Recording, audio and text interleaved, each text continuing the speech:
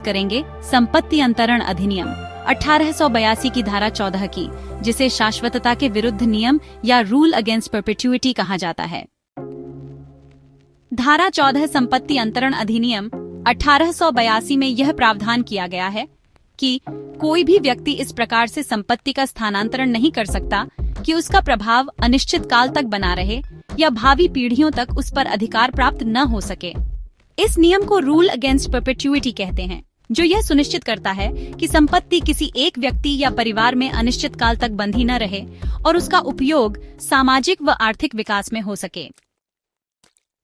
शाश्वतता के विरुद्ध नियम का अर्थ है कि संपत्ति का ऐसा हस्तांतरण अवैध है जिसमें किसी व्यक्ति को संपत्ति पर अधिकार बहुत लंबे समय बाद और वह भी अनिश्चित भविष्य में दिया जाए।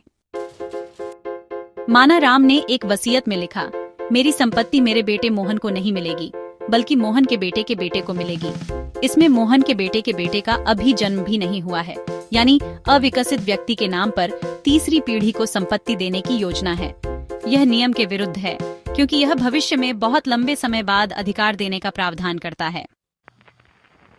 तो सबसे पहली बात यह है कि स्थानांतरण के समय लाभार्थी का अस्तित्व नहीं है।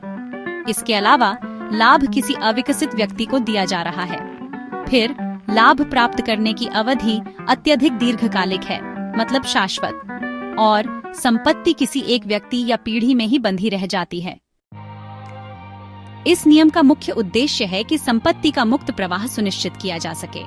साथ ही भूमि व संपत्ति के उपयोग में समाज का हित भी ध्यान में रखा जाता है। इसके अलावा अनावश्यक प्रतिबंध से बचाव बेहद जरूरी है। न्यायिक प्रणाली में सरलता और स्पष्टता लाने का भी यही मकसद है, और अंत में समाज में आर्थिक गतिशीलता बनाए रखना भी एक अहम उद्देश्य है।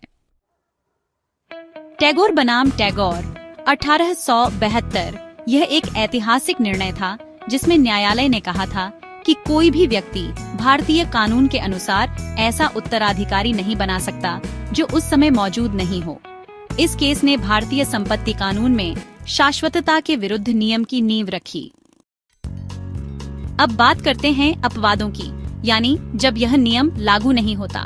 पहला, धार्मिक या धर्मार्थ प्रयोजन, किसी मंदिर, मस्जिद, विद्यालय आदि के लिए संपत्ति देना। ऐसे मामलों में शाश्वतता के विरुद्ध नियम लागू नहीं होता। दूसरा, विरासत द्वारा उत्तराधिकार, अगर जन्म लेने के बाद व्यक्ति को तुरंत संपत्ति दी जाए तो यह वैध माना जाता है। तीसरा, नैतिक दायित्व, जैसे पत्नी या बच्चों की देखभाल हेतु व्यय देना। और चौथा, विलंब निषेध सीमा, नियम केवल तब लागू होता है जब संपत्ति का अधिकार बहुत लंबे समय बाद दिया जाए। अब हम देखेंगे भारतीय और अंग्रेजी विधि में अंतर। बिंदु भारतीय विधि, अंग्रेजी विधि, लागू कानून, संपत्ति अंतरण अधिनियम 1882 इंग्लिश कॉमन लॉ। समय सीमा जीवन प्लस 18 वर्ष, जीवन प्लस 21 वर्ष। अपवाद, धार्मिक प्रयोजन को छूट, केवल धर्मार्थ कार्य को छूट। जन्म पूर्व हित, अवैध, कुछ हद तक मान्य। स्वरूप स्पष्ट और लिखित, अधिकतर न्यायिक व्याख्या आधारित। धारा 14 समाज में संपत्ति का संतुलित वितरण और न्यायिक नियंत्रण सुनिश्चित करने के लिए बहुत जरूरी है। यह नियम न केवल संपत्ति को भावी पीढ़ियों के लिए खुला रखता है, बल्कि संपत्ति की आर्थिक उपयोगिता को भी बढ़ावा देता है। रूल अगेंस्ट परपेचुइटी संपत्ति कानून में एक संरक्षणात्मक सिद्धांत है जो सामाजिक हित के विरुद्ध संपत्ति के अनुचित बंधन को रोकता है।